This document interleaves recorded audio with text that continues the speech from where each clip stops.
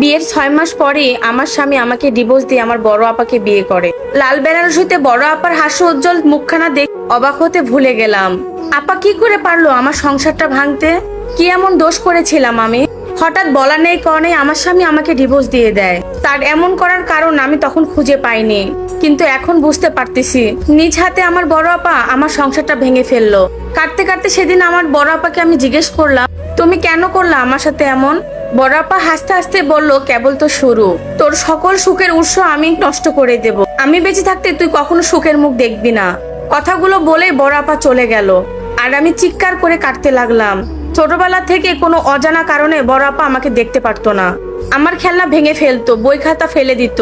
কখনো কখনো মা বাসায় না থাকলে আমাকে প্রচুর মারতো আর ভয় দেখাতো মা বাসায় আসলে আমি যেন কোনো কিছু না বলি, বললে আরো মারবে। আমিও ভয়ে কিছুই বলতাম না। এভাবে দিন চলছিল। বয়স হওয়ার পর বড় আপা বিয়ে করতে চাইতো না, বলতো আমাকে আগে বিয়ে দেওয়ার জন্য। বড় আপার জেদের কাছে হার মেনে আমারই আগে বিয়ে ঠিক করলো। ইউনিভার্সিটির পড়ার সময় সাইফুলের সাথে আমার প্রেম হয়। সাইফুল আমার থেকে 5 বছরের বড় ছিল। ওর পড়াশোনা শেষ, ও চাকরি করছে। শেষে আমরা বিয়ে করার সিদ্ধান্ত নেই। বাবা মাও আমার পছন্দের মূল্য দিয়ে সাইফুলের সাথে আমাকে বিয়ে দেন। আমাদের দিন ভালো যাচ্ছিল। হঠাৎ সাইফুলের আচরণ অস্বাভাবিক হয়ে গেল। ও আমাকে আগের মতো ভালোবাসতো না, আর একদিন তো কিছু না বলে আমাকে ডিভোর্স দিয়ে দিল। এর কারণ জিজ্ঞেস করলে আমি এর উত্তর পাইনি। এখন মনে হয় এর উত্তরটা আমি পেয়ে গেছি। বাবা মা আপাকে চিরজীবনের জন্য ত্যায্য করে দিয়েছে, আর এ বাড়িতে আসতে পারবে না। তাতেও কি আমার কষ্ট কমবে?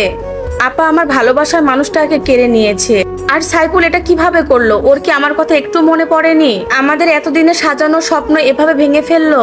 একটুও মায়া হয়নি? নিজের হাতে ধারালো ব্লেডের ছোঁয়া দিতে দিতে এই কথাগুলো আমি ভাবছিলাম। হঠাৎই আমার মা আমার রুমে প্রবেশ করে দেখে আমার নিথর দেহ পড়ে আছে।